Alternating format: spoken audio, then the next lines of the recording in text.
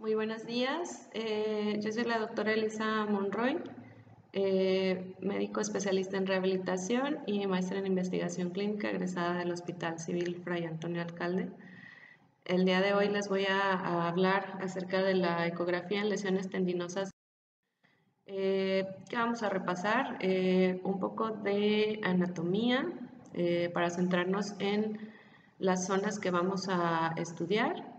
La exploración ecográfica de los tendones de la rodilla, las características o hallazgos ecográficos en lesiones tendinosas de la rodilla y algunos puntos clave que veremos.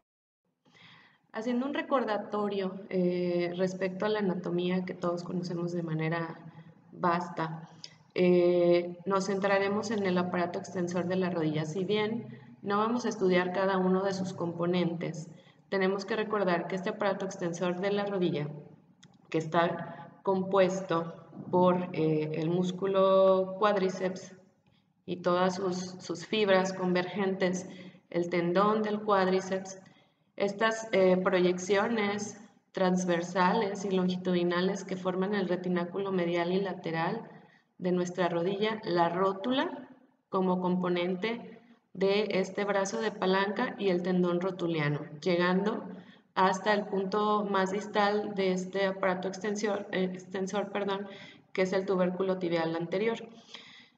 Nos referimos entonces a este aparato extensor porque el estudio de las lesiones de hoy justamente se centrará en las lesiones del tendón del cuádriceps y las lesiones que podemos encontrar en el tendón rotuliano, ambos de maneras distintas, sujetos a estrés durante la extensión de nuestra rodilla o durante los saltos o al correr. Entonces tendremos lesiones que están más asociadas a cuestiones deportivas o a cuestiones repetitivas, o podemos tener más estrés cuando no tenemos una alineación correcta en la rodilla. Hay que también recordar que son estructuras superficiales, eso es como un punto bueno para nuestra exploración ecográfica. De la exploración de la rodilla anterior hay que recordar que el inicio justamente de la exploración de la rodilla en general pues es en el receso suprapatelar. Entonces vamos a iniciar con la primera zona donde encontramos ya el primer tendón que nosotros queremos explorar, ¿no? Tenemos que posicionar a nuestro paciente en decúbito supino con una flexión de 30 a 35 grados.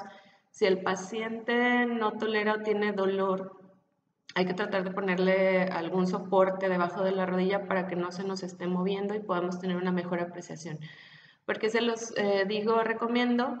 Porque en la evaluación del tendón necesitamos tener pues una tensión de esa zona para poderla evaluar de una mejor manera, a diferencia de cuando solamente queremos evaluar el receso anterior, ¿no? Está toda esta parte de abajo. Hay que identificar obviamente las estructuras y nuestras referencias óseas, que en este caso es la rótula y la cortical del fémur en la parte inferior. En la parte superior, el tendón del cuádriceps en toda su extensión, y aquí sí hay que barrer o hay que irnos un poquito más hacia la rótula, hacia donde termina esta inserción, y barrer hacia proximal también hacia la unión miotendinosa. Recordemos que es un tendón grueso, pero no es un tendón tan largo. Hay que hacer también, justamente en esta intención de irnos hacia los retináculos, un barrido de medial a lateral para no perdernos de ninguna lesión, y por ahí vamos a ver entonces dentro de las patologías algunas lesiones que no se identifican en todo el grosor del tendón y que solo barriéndolos pues vamos a poderlo. Después, en esta exploración de rodilla anterior, nos vamos a la segunda estructura, que es el tendón rotuliano. Ahí solicitamos al paciente que haga un poquito más de flexión, puede ir desde los 45 hasta los 50 grados, para poner en tensión nuestro tendón y poder observar o tener una mejor observación. Podemos bien, dependiendo de la sonda o el equipo que tengamos, tener primero la zona proximal y después la distal, o hacer un campo extendido para tener completa nuestra visión del tendón. Importantísimo aquí les decía el posicionamiento del paciente para que no tengamos sin tensión nuestro tendón y entonces podamos tener efectos, ¿verdad?, de anisotropía u otros efectos que no queremos o nos pueden dar falsos positivos de alguna lesión. En este, bueno, también tenemos nuestras referencias óseas, que es el polo inferior de la rótula, ¿verdad?, que es la tuberosidad de la tibia, debajito, la grasa de Hoffa, que tiene esta característica de ser una estructura muy homogénea, ¿verdad? Y que también podríamos encontrar con alguna lesión. Podríamos encontrar bursas profundas, ¿verdad? En los vértices, sobre todo en esta zona, en el vértice entre el tendón y la tuberosidad de la tibia. Las podemos encontrar o no. Y aquí también la recomendación es tener un barrido desde proximal hacia distal de todo el trayecto de nuestro tendón. Aún así mi paciente tenga solamente dolor en el polo inferior de la rótula, tenemos que ver todo el trayecto de nuestro tendón desde proximal a distal y de medial a... ¿Qué lesiones podemos encontrar en nuestros tendones? Y empezamos pues de más proximal con la tendinopatía del cuádriceps. Así como las tendinopatías en otras áreas del cuerpo, lo que vamos a encontrar es engrosamiento, cambios en la contextura o patrón fibrilar, y podríamos tener zonas o no de ruptura, como en este caso, pequeñas zonas de ruptura pegadas a la cortical o hacia el borde cortical.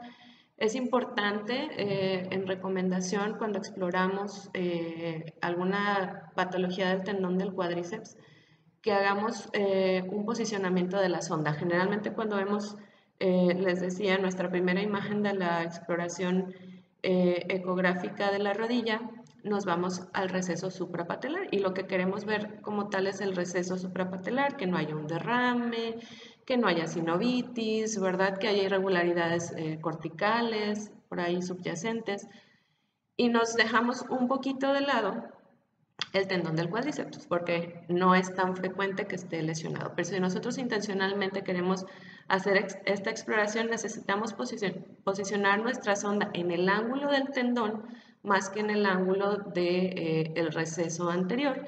Y también necesitamos pues, hacer las adecuaciones necesarias, cambio de focos y de profundidad para poderle dar una observación. Y entonces, ¿qué vemos aquí? Vemos irregularidades de la cortical en el polo superior de la rótula. Vemos algunas zonas que parecieran carentes de fibras. Recuerden que para poder nosotros determinar si hay una ruptura o no, tendremos que verlo también desde el eje transversal. Tenemos estos cambios en el patrón fibrilar y nuestro tendón del cuádriceps. Vamos a hacer como un fueguito de nuestra sonda para evitar efectos de anisotropía, sobre todo cuando está engrosado. Sin embargo, en esta zona muy cercana a su inserción distal, pues tenemos cambios en este patrón fibrilar, tenemos engrosamiento. Recuerden siempre, tenemos que medir al contralateral, comparar con el contralateral. Vamos a encontrar muchos cambios en ello. Nuevamente aquí, si vemos la comparativa entre un lado y otro, aquí dejando un poquito más de vista al receso anterior, tenemos un tendón que está engrosado y perdemos el patrón fibrilar, pero en esta imagen también curiosamente tenemos ya un tendón que no va, si se fijan, en el perpendicular de nuestra sonda y ahí podemos nosotros tener estos cambios. En las lesiones del tendón rotuliano siempre nos gustan como mucho, no son tan frecuentes, ¿verdad? Como las lesiones, si las comparamos a lesiones de otros tendones en nuestro cuerpo, el tendón de Aquiles, los tendones del manguito rotador, ¿verdad? No son tan frecuentes, pero casi siempre las categorizaría yo como bonitas de ver o de revisar, ¿no? En el polo proximal de nuestro tendón o en la inserción proximal hacia el polo inferior de la rótula, podemos tener tendinopatías de inserción crónicas asociadas o no a patologías inflamatorias, a la edad, al ángulo de nuestra rodilla. Podemos también tener lesiones por sobrecarga o sobredemanda de esa porción del tendón. como es la rodilla del saltador o el síndrome de Sinding-Larsen-Johansson en los adolescentes. En la porción media, esta porción que nosotros consideramos como media, no tenemos tantas lesiones, a menos que sean lesiones por trauma directo o lesiones crónicas ya en personas que sí pueden tener una patología inflamatoria o alguna patología que debilite las características del tendón. Pero en general, esta zona no la vamos a encontrar tan afectada como en zonas medias de otros tendones, por ejemplo el tendón de Aquiles, ¿no? Y en su polo distal, pues tenemos tendinopatías también distales muy asociadas a enfermedades inflamatorias como la espondilitis anquilosante. Recuerden que hay evaluación, dentro de la evaluación de la centesis en espondilitis anquilosante está el polo inferior está la inserción distal de nuestro tendón rotuliano, la entesis específicamente, y el síndrome de Osgood-Schlatter. Como vemos, la tendinopatía de inserción proximal, y esta sí es muy común en adultos mayores, les decía, en problemas de alineación de la rodilla, donde demandamos un poquito más a nuestro tendón rotuliano. Lo vamos a ver nuevamente desde nuestra referencia ósea, teniendo o no cambios o irregularidades de la cortical, no definidos como erosiones, ¿verdad? Porque no están en sacabocado, pero sí podemos alcanzar a ver esta pérdida de la regularidad de la cortical, sobre todo en las zonas más distales, el engrosamiento, ¿verdad? Y ese engrosamiento también lo podemos ver nosotros siguiendo el trayecto del tendón, donde ya tal vez la porción media es una porción que se encuentra sin mayores cambios o una porción que consideraríamos más sana. Podemos tener también estos cambios o pérdida del patrón fibrilar y estos cambios como en esta zona, ¿verdad? En su eje longitudinal, que tienen características hipoecoicas, que pareciera que pierden fibras en esta zona, ¿verdad? O zonas que son de inflamación con cambios en la ecotextura únicamente. Recuerden entonces que cuando hablamos de alguna rotura tenemos que verlo en los dos ejes, transversal y longitudinal. Y aquí en el transversal está muy interesante porque alcanzamos a ver estos cambios, si se fijan, todo el contorno de nuestro tendón tiene esos cambios en la ecotextura, algunas zonas más hiperecoicas, ¿verdad? Sin ser calcificaciones, aquí parecería que pudiera iniciar alguna pequeña calcificación, aquí también, ¿verdad? Pero sobre todo esa zona de ausencia de fibras y los cambios de la ecotextura. También es importante siempre valorar a nuestros tendones con este apoyo para la vascularización o identificar vascularización, que es el Doppler de poder. Otras tendinopatías más crónicas que podemos nosotros observar pueden incluir calcificaciones dentro del tendón. Ya no son ya no son irregularidades corticales, ¿verdad? No son osteofitos, son calcificaciones ya en la porción del tendón. Podemos también identificar algunas bursas, como les decía, no siempre están, ¿verdad? Y que las encontremos también no siempre es signo de patología. Hay pacientes que pueden tener sus bursas profundas, pequeñas, obviamente, son bastante delimitadas, no tienen espacio para hacerse más grandes o voluminosas como otras bursas, por ejemplo la del hombro, ¿no? Tienden a ser un poquito más delimitadas, pero las podemos encontrar en pacientes también que no presentan dolor. Hasta un 11% de la población puede tener esas acumulaciones pues, de líquido sin tener una patología. Si se fijan en esta imagen, pues el tendón está un poquito más engrosado en esta zona, pero toda su porción media y distal. Las tendinopatías de inserción distal crónicas son un poco menos frecuentes que las proximales. Las crónicas, vuelvo a mencionar, que no están asociadas a un ejercicio, ¿verdad? Una actividad física de saltar o de patear, ¿verdad? ¿Qué podemos tener por ahí como causas? Pues las enfermedades inflamatorias, mucho ojo, y las cargas pues en extensión de nuestro tendón. Si se fijan aquí, tenemos un tendón que conserva de manera pues muy adecuada su patrón fibrilar. Sin embargo, en esta porción distal se encuentra ya un poco más engrosado y presenta esta zona, ¿verdad? Que si bien no causa una sombra acústica que esperaríamos de unas calcificaciones, siempre podemos empezar a hablar de microcalcificaciones. Son tan pequeñas que no me generan tanto esta sombra acústica, aquí un poquito. Y tenemos también este paciente con una pequeña bursa profunda. Si se fijan, si lo veo en longitudinal es muy pequeña. Si lo veo en transversal, alcanzo a ver que este líquido se va hacia los lados porque no tiene tanto espacio, lo que les comentaba. Entonces, ¿qué encontramos? Engrosamientos, cambios en la ecotextura, microcalcificaciones como en este caso, o una bursitis infrapatelar profunda. Si nosotros la medimos, esto va a medir 0.2, 0.3, es pequeño, pero la utilidad de poder hacer nuestros barridos tanto en transversal como en longitudinal, de medial a lateral o de proximal a distal, es que podemos ampliar el panorama de la extensión de nuestras lesiones.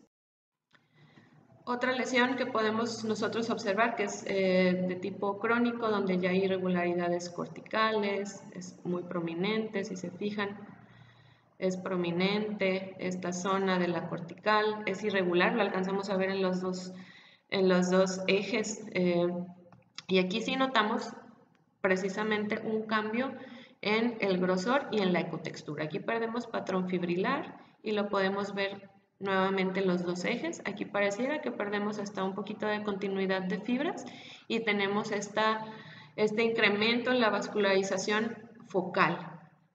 Si se fijan, acá como si nos fuéramos hacia la porción media de nuestro tendón, pareciera que estamos conservando más las fibras, sin embargo no es parte de una exploración para esta imagen. Ahora, las rupturas traumáticas o las rupturas del tendón rotuliano son raras. La prevalencia en realidad es muy baja, les decía, si los comparamos con el resto de tendones que se rompen en nuestro cuerpo, ¿no? Por sea traumático o no. Pero les decía, es de baja prevalencia, casi siempre va a lesiones directas, un golpe directo con algún objeto que sea o lesión contundente, ¿verdad? Por ahí me han tocado pacientes que les cayó alguna mesa, ¿verdad? Me han tocado pacientes también con lesiones de rupturas de tendón rotuliano en accidentes de tráfico que chocan contra el tablero, ¿verdad? De su carro. Y tienden a ser más frecuentes en hombres menores de 40 años. ¿Qué signos podemos observar? Obviamente la incapacidad para la extensión adecuada de la rodilla y tal vez una rótula elevada o una simetría en la posición de la rótula respecto al contralateral. ¿Qué es importante saber en ultrasonido de estas lesiones? Que sí las podemos observar, sobre todo en pacientes agudos que llegan a urgencias y que ya existen algunas salas de urgencias con protocolos de evaluación por ultrasonido, ¿verdad? Que pueden llegar tal vez a la consulta prioritaria, ¿verdad? En cuestión de horas o un día tal vez, porque no se va a quedar el paciente así, a nuestra consulta de rehabilitación o a la consulta de trauma en lugar de a un lugar de urgencias, pero ¿qué es lo importante que tenemos que saber en ultrasonido? Que sí, efectivamente, vamos a ver una zona delimitada de pérdida de la continuidad, ¿verdad? Si está asociada esta lesión a un trauma directo y es reciente, podemos nosotros, como en estas imágenes, poder identificar el patrón fibrilar de los dos cabos o de los dos extremos del tendón. Vamos a ver zonas inflamatorias alrededor. Esta grasita de Hoffa va a volverse no tan homogénea, ¿verdad? Va a volverse un poco más hiperecoica. Podemos ver inflamación del tejido subcutáneo, como les decía, nuestro patrón fibrilar y después esta pérdida de la continuidad. Podemos ver si cambios en la vascularización por inflamación, pero lo que más podríamos describir serían estos cambios de la continuidad en el eje longitudinal. En el eje transversal podríamos también describir una falta de la continuidad, pero perderíamos en realidad un poquito de información. Y que es importante también en traumáticas, pues el considerar que el ultrasonido me va a ayudar a identificar una lesión, pero que para establecer la extensión de mi lesión y planear un tratamiento, pues requiero de otros auxiliares de imagen, como la radiografía que me puede apoyar, como la resonancia magnética para planear un manejo, ¿verdad? Como en este caso que yo les puedo presentar donde la rótula pues está más alta, ¿verdad? Y vemos esta característica, ¿no? Si lo que tengo a la mano más rápido, tal vez en un servicio de urgencias, es una radiografía o un ultrasonido, pues rápidamente lo envío y después decido qué voy a hacer.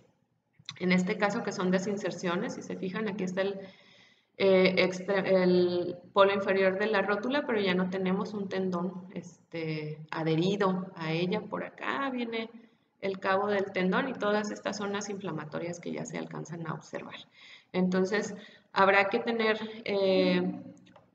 buen juicio respecto a la utilidad de del ultrasonido en estas lesiones, ¿no? Poder identificar la solución de la continuidad, poder identificar o corroborar estos hallazgos clínicos y referir a una evaluación completa, ¿no? Respecto a estas lesiones, nuevamente en el polo inferior de la rótula, perdón, tenemos el síndrome de Sinding-Larsen-Johansson, que va dentro del grupo de las osteocondrosis y que de repente hay autores que dicen, no, todos son rodilla del saltador, ¿no? Pero sigue estando en la bibliografía descrito para adolescentes, para personas que todavía se encuentran en crecimiento, ¿no? Y es más frecuente en hombres de los 11 a los 14 años, hombres que están en crecimiento o en picos de crecimiento asociados a un estrés del tendón, ya sea por actividad deportiva o por posición. ¿Qué podemos nosotros observar? Acuérdense, por aquí tenemos estas zonas, ¿verdad? Que nos indican que hay centros de osificación todavía. Tenemos esta zona, si se fijan, está como reforzada, con un marco hiperecoico y una zona hipoecogénica o casi anecogénica, ¿no? Y eso es la inflamación de mi cartílago. En esa zona todavía se conserva el cartílago y se conservan estas zonas de crecimiento. Entonces nosotros podemos observar este refuerzo hiperecogénico que se asocia a inflamación del cartílago, incremento de volumen en el tendón. Si se fijan en esta zona se ve más ecogénico. Recordemos nuevamente, hay que evitar efectos de anisotropía y jugar un poquito con punta y talón en nuestra sonda, acercando nuestra sonda al perpendicular de este eje y entonces poder definir si esta zona es una zona realmente hipoecogénica o se trata pues de un efecto de anisotropía. Aquí lo que vemos pues es el engrosamiento del tendón. Perdón, aquí lo volvemos a ver, engrosamiento del tendón, más esta característica de nuestro cartílago. Podemos tener estadios más avanzados con irregularidades corticales más marcadas, en este caso no hay tanta irregularidad, o podemos tener fragmentación, pero recuerden que esta porción de la fragmentación al ultrasonido tener, digamos, este límite en el contorno óseo, pues no lo podemos definir completamente y ahí nuevamente requerimos la ayuda de la radiografía o de otros métodos de imagen. Sin embargo, es muy útil para el seguimiento que nosotros podamos otorgar.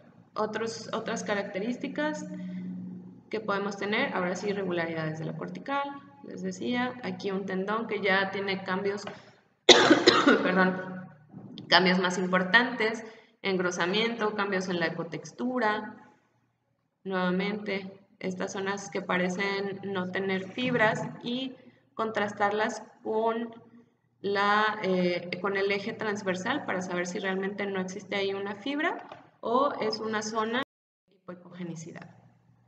Ahora, la rodilla del saltador, bueno, ya puede ocurrir a cualquier edad, en adultos que también tienen demanda o estrés en la inserción proximal de nuestro tendón rotuliano.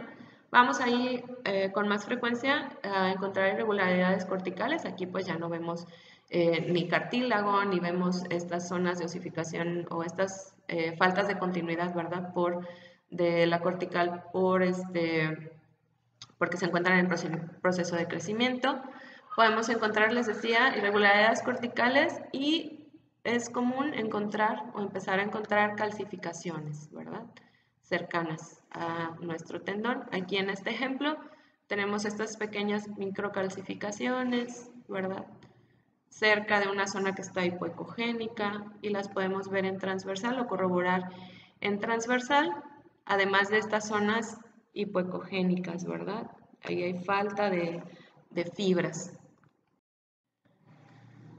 Como les decía, en los casos de la rodilla del saltador podemos tener una muy buena correlación entre el ultrasonido y la resonancia magnética. Podemos hacer un muy buen seguimiento de nuestros pacientes respecto al manejo que nosotros les otorguemos. Podemos hacer mediciones, valoración de la vascularización que tengamos, graduar la vascularización que tengamos si la encontramos, o el Doppler que tengamos si lo encontramos. Y nuevamente estas características de un tendón engrosado, de un tendón que pierde el patrón fibrilar que ya traía en la porción media, de cambios en su ecotextura y que podemos o debemos analizar. Si nos vamos al polo inferior, a la zona distal, tenemos la enfermedad de Osgood-Schlatter, nuevamente estas lesiones que se dan en el crecimiento, y entonces eso sí es común, no va a llegar normalmente a urgencias el niño, esto sí es común encontrarlo en la consulta, nuevamente niños que están en crecimiento, picos de crecimiento y cargas. La enfermedad de Osgood sí es más frecuente en niños y niñas. ¿Qué vamos a encontrar o qué característica tiene? Pues es una apofisitis de la tuberosidad tibial que inicia con irregularidades porque se está traccionando o puede llevar hasta fragmentación de este núcleo secundario. Nuevamente, el apoyo con la radiología convencional nos va a brindar un panorama más amplio de lo que en ecografía estamos viendo, ¿no? Y entonces podemos hacer un muy buen complemento diagnóstico. En esta zona, pues zonas de irregularidad cortical vistas en ambos ejes. Si se fijan, hasta desplaza un poquito nuestro tendón, hasta desplaza al tejido subcutáneo y a la piel. Seguramente esa zona pues está inflamada, dolorosa, y por eso no alcanzamos a ver la continuidad adecuada del tendón. En esta imagen pues están priorizando la visión o la vista de la cortical más que la del tendón. En esta otra ya alineamos mejor nuestra sonda para darle una vista a las características de nuestro tendón, y como les decía, en el eje transversal podemos tener un panorama más completo de la extensión de finalizando los puntos clave. La rodilla, yo creo que es de las articulaciones para evaluación ecográfica más sencillas. No digo que todo sea fácil de diagnosticar, pero tiene un fácil acceso. No tenemos otras estructuras superiores, ¿verdad?, que nos generen por ahí ruido, ¿no?, para nuestra visualización de la imagen. Son estructuras, en el caso de los tendones, estructuras superficiales. Podemos identificar perfectamente las referencias óseas, ¿verdad? No nos perdemos por ahí en el tejido subcutáneo o en más capas de músculo, como en otras exploraciones ecográficas. Entonces, realmente es una estructura o es una zona de fácil acceso y de fácil también lograr una buena técnica para la evaluación de las lesiones, ¿no? Hay que priorizar el posicionamiento del paciente para obtener una mejor visualización, lo que les comentaba respecto a los grados de flexión, hacia mi paciente le duele la rodilla y no puede sostener la postura, ponerle algún posicionador debajo de la rodilla para que me mantenga en los grados de flexión que necesito y poder hacer mi evaluación completa. Y también como punto clave, finalmente, si bien tenemos en algunas patologías buena correlación, podemos, por la facilidad y superficialidad de la estructura, podemos verla, ¿no? O sea, pero para integrar un diagnóstico, sí existen patologías donde el uso de otros métodos de imagen van a permitir establecer ahora sí que el plan terapéutico que nosotros tengamos. Con esto pues finalizo mi presentación, espero que haya sido de utilidad y pues explorar rodillas. Realmente es muy, muy bonito. eh, bueno, yo sé que la patología del paciente no es bonita, pero es muy bonito encontrar todos estos hallazgos y poderlos integrar en el momento en el que estamos brindando la consulta a nuestro paciente y darle una explicación a nuestro paciente respecto a lo que está sucediendo, ¿no? ¿Qué está pasando? Y de eso hay pues muchas publicaciones, ¿no? Respecto a la sensación de confianza de nuestro paciente al tener en nuestro consultorio o al tener como complemento de nuestra exploración física en el consultorio la exploración ecográfica, al poder nosotros explicar al paciente qué es exactamente lo que está sucediendo y cómo vamos a planear nuestro tratamiento. Entonces, pues la invitación es a empezar a hacer más eco y practicar mucho rodillas sanas, rodillas patológicas. Es todo de mi parte, les envío un gran saludo y agradecimiento a los organizadores.